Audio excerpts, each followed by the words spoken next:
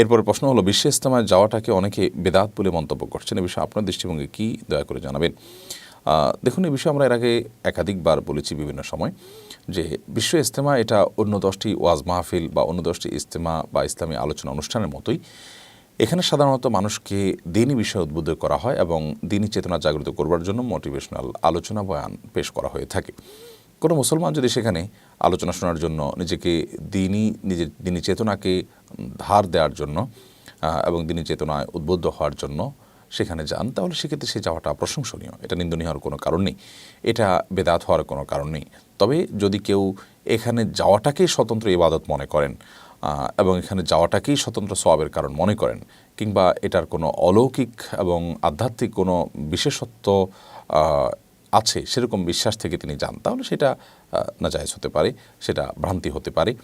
আবার অনেকে বলে থাকেন যে সেখানে অনেকে যান হজের মতো মর্যাদা সেখানে পাওয়া যাবে বা হজের সমান সওয়াব পাওয়া যাবে বা হজের চাইতে বেশি সওয়াব হবে সেখানে গেলে, এরকম বিশ্বাস থেকে।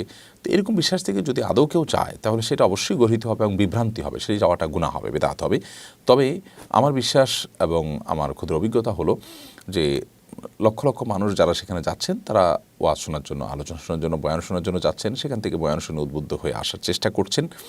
এবং এই যাওয়াটা এবং এই যাওয়ার জন্য আয়োজনটা এটা নাজায়েজ বা বিদআত হওয়ার কোনো কারণের মাধ্যমে আলহামদুলিল্লাহ বহু মানুষ নামাজি হচ্ছেন, বহু মানুষ দিনের দিকে অগ্রসর হচ্ছেন, সেটি অবশ্যই প্রশংসনীয় দিক।